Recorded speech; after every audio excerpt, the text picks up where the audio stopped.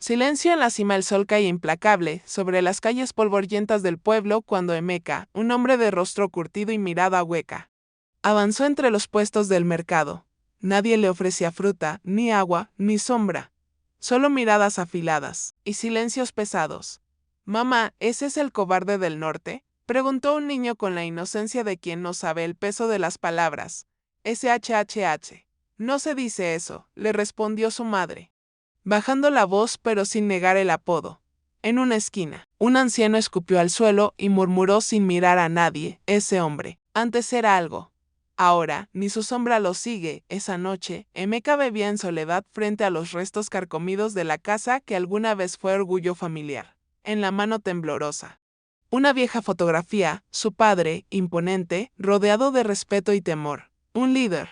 Un titán. Cerró los ojos. Las voces del pasado lo asaltaron con la claridad del fuego: la traición de Ikenna, su hermano menor, el consejo familiar, las palabras que lo desterraron no solo del negocio, sino de su nombre, de su sangre.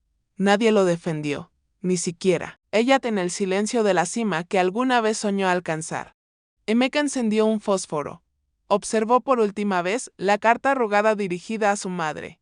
Nunca tuvo el valor de enviarla. Las llamas la consumieron lentamente, como si dudaran en quemar del todo lo poco que quedaba de él. Herencia rota. Había un tiempo en que el nombre Emeka Obi abría puertas y despertaba sonrisas. El hijo mayor, el elegido, el reflejo del padre en los años de infancia. Su silueta se alzaba firme al lado de la del patriarca, recorriendo los pasillos de la fábrica de aceite de palma. Su padre, severo pero justo, lo corregía con dureza y lo miraba con orgullo. Cada gota de sudor, cada madrugón, era parte de una herencia que no solo se escribía en papel, sino en la piel, en la mirada, en la espalda recta. Ikenna, en cambio, era la otra cara de la moneda, brillante en la superficie, amado por todos, y más aún por su madre, que no veía o no quería ver lo que se escondía tras su sonrisa impecable. En privado, era cruel, hiriente, lleno de celos que nunca mostraba más allá de las paredes del hogar. La muerte del padre fue repentina, brutal. Un derrame. Una noche de silencio, seguida por llantos huecos y un testamento que cayó como un trueno. Todo quedaba en manos de Emeka, pero el dolor lo quebró. Su fuerza, tan cuidadosamente cultivada, se deshizo como ceniza entre los dedos. No hablaba, no comía, no luchaba. Se convirtió en un espectro, y en esa sombra, Ikenna encontró su oportunidad. Con palabras suaves y mentiras dulces, se adueñó de la voluntad de su madre. Luego del consejo del pueblo, empezaron los rumores que Emeka no estaba en condiciones, que su juicio era débil, que su espíritu se había roto. El pueblo escuchó, la familia asintió. Emeka no peleó, no alzó la voz. Se fue, no por miedo, sino por vergüenza, porque empezó a creer que tal vez, solo tal vez, no era digno de la herencia. 15 años después, Emeka vivía en el borde del olvido, arreglaba motos oxidadas en un taller improvisado, con las manos llenas de grasa y el alma vacía. Dormía en una habitación sin puertas y comía lo que podía, cuando podía, del imperio que debía ser suyo. Ahora era una bestia devoradora en manos de Ikenna. El pueblo había cambiado: calles asfaltadas, nuevas escuelas, torres con cámaras. Pero la corrupción florecía como mala hierba, y todos sabían quién la regaba. Una tarde, mientras Emeka soldaba una pieza rota, un vecino se le acercó con la gorra en la mano. «Tu madre está muy enferma, Emeka. Algunos dicen que no pasa del mes, pero otros dicen que te espera». Hizo una pausa. Bajó la voz, pero no por mucho. Emeka no respondió. Solo asintió lentamente, como quien escucha la sentencia de una vida entera. La carta de la verdad del sobre estaba manchado, arrugado, como si hubiera viajado por años bajo la lluvia. Emeka lo encontró en la puerta de su taller, sin remitente. Solo su nombre escrito con la letra temblorosa que conocía demasiado bien. Lo reconoció al instante. Era la carta que había quemado. La sostuvo entre sus manos con una mezcla de temor y asombro. El sello roto, el borde chamuscado. Alguien la había rescatado del fuego, o una copia había sobrevivido. ¿Quién la envió? Porque ahora, temblando, la leyó. «Mi hijo, sé que no merezco que leas esto, pero no quiero morir con esta mentira en mi lengua. Te fallé. Siempre supe la verdad. Ikenna falsificó los libros tras la muerte de tu padre. Usó tu silencio para armar su ascenso.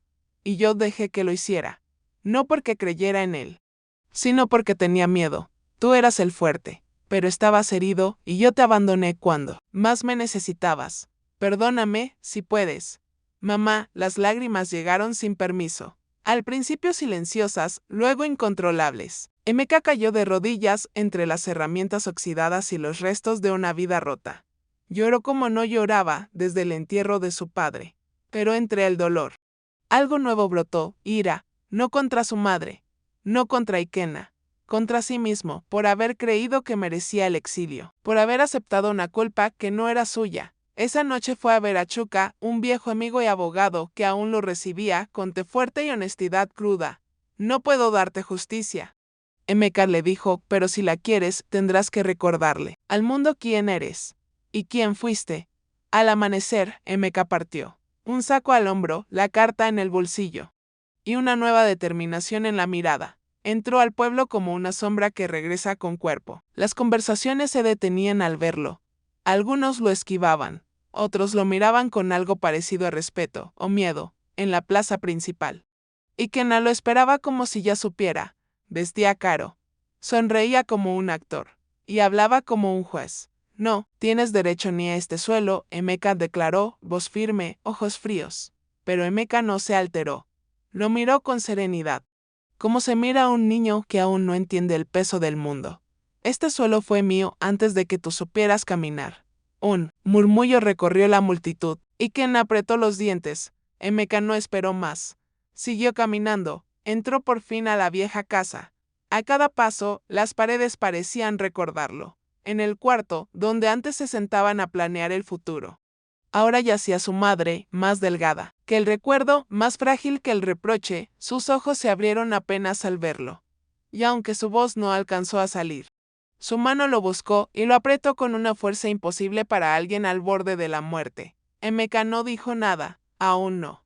Pero el silencio entre los dos hablaba de perdón, de regreso y de guerra. Cicatrices que hablan. Emeka decidió quedarse, no como huésped ni como sombra, sino como alguien que había vuelto a casa. Los primeros días fueron silenciosos. Caminaba por el pueblo sin esperar mucho. Pero poco a poco, las cosas comenzaron a cambiar. Una anciana le ofreció agua desde su balcón. Un joven, que ni siquiera había nacido cuando él se fue, lo saludó con respeto. Una mañana, alguien dejó un tazón de sopa caliente frente a su puerta, envuelto con un trapo limpio, sin nota, sin firma. Los rumores crecían, pero no todos eran de miedo. Algunos hablaban de justicia. Con la ayuda de Chuka, Emeka se sumergió en los documentos que Ikena pensó que había enterrado para siempre: firmas falsificadas en contratos de despido, cuentas bancarias abiertas en paraísos fiscales, cartas amenazantes dirigidas a empleados rebeldes. La verdad se abría paso como el agua por una grieta. Y como era de esperarse, Ikena reaccionó, primero con palabras, luego con amenazas, después con golpes.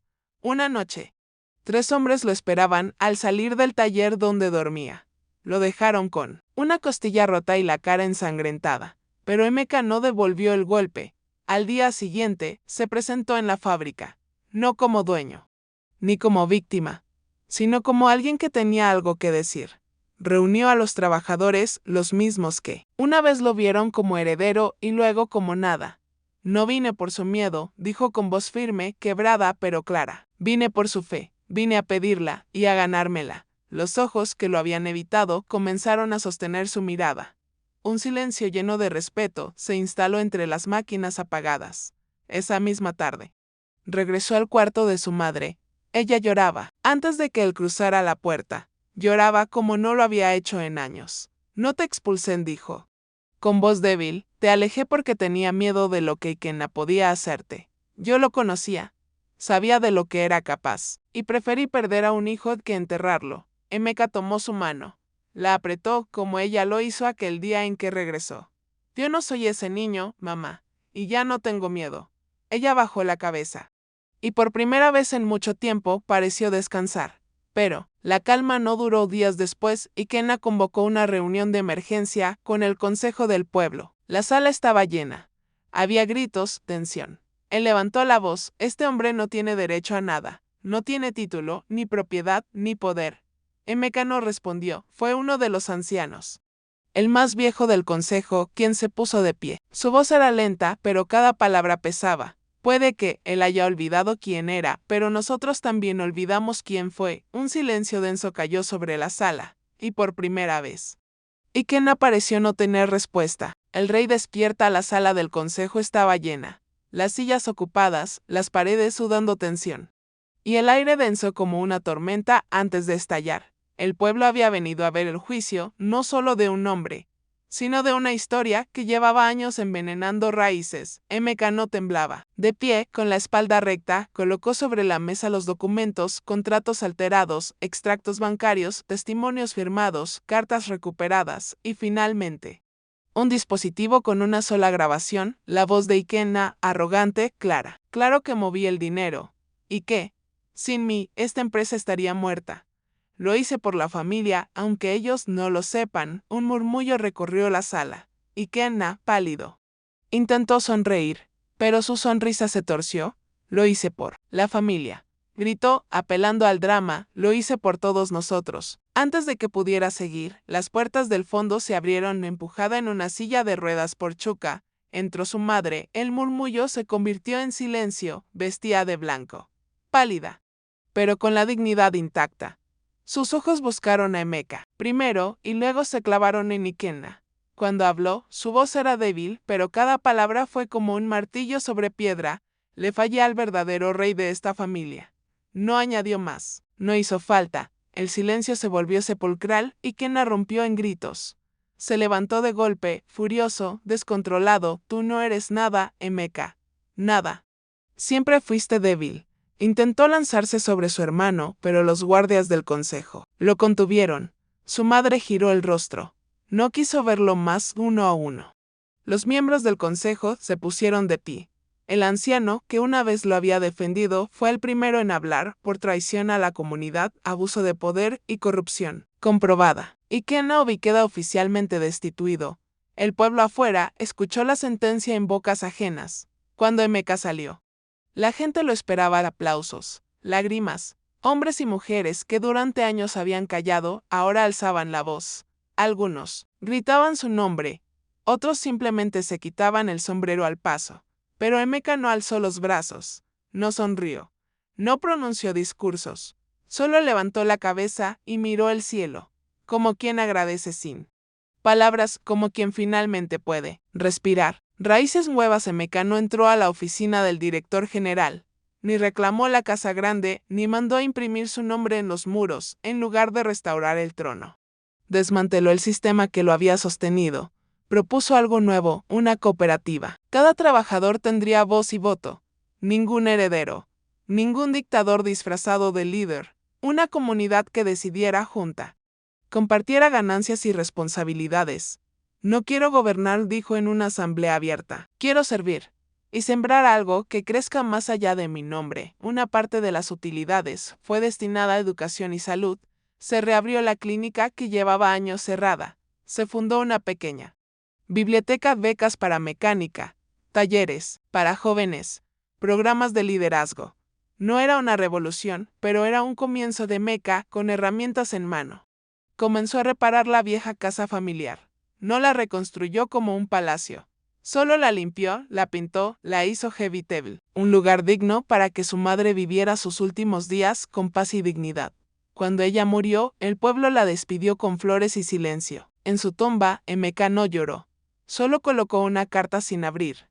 La última. Tiempo después, caminó solo hasta la tumba de su padre. Las hierbas la rodeaban. Pero la piedra seguía en pie. No fui el rey que querías, susurró, pero hoy soy el hombre que este pueblo necesita. No buscó venganza, solo justicia, y Ikenna fue llevado a juicio. Sus crímenes documentados. Sus privilegios despojados. Emeka no asistió al tribunal. Envió una carta breve, no deseó su destrucción. Solo que se detenga el daño. Los años pasaron, el taller de motos se convirtió en una escuela técnica. Jóvenes llegaban de otros pueblos para aprender de Don Emeka, como ahora lo llamaban con respeto. No como un rey, sino como un guía. El pueblo no se transformó de un día para otro, pero la tierra volvió a oler a esperanza. Las calles se llenaron de risas. La fábrica, una vez símbolo de opresión, Ahora era fuente de vida de Emeka. Cada mañana salía al porche con una taza de café. Saludaba a los niños, preguntaba por las cosechas. Ofrecía consejos si se los pedían. Había perdido un imperio, pero había sembrado algo mucho más duradero, raíces nuevas. El silencio habla, las mismas calles polvorientas, los mismos puestos, las mismas voces, pero ahora todo había cambiado. Emeka caminaba por el mercado donde, años atrás, lo habían llamado el cobarde del norte. Hoy, las miradas no eran de recelo, sino de respeto. Los vendedores le ofrecían fruta, los niños lo saludaban sin miedo y los ancianos inclinaban la cabeza al verlo pasar. Ya no era una sombra, era parte del lugar que una vez lo expulsó. De pronto, lo vio el mismo niño de entonces, ahora un poco más alto, más seguro. Se le acercó con timidez, pero sin vergüenza. ¿Eres el rey?, preguntó. Mirándolo con ojos grandes, llenos de asombro, Emeka se agachó para quedar a su altura. Lo miró con ternura, con una sonrisa ligera, y respondió, no, solo soy alguien que recordó quién era. El niño asintió. Como si lo entendiera todo, Emeka se levantó. Miró al horizonte. El sol descendía con calma, tiñendo el cielo de un naranja suave. Cerró los ojos, respiró, y por primera vez en muchos, muchos años sonrió de verdad.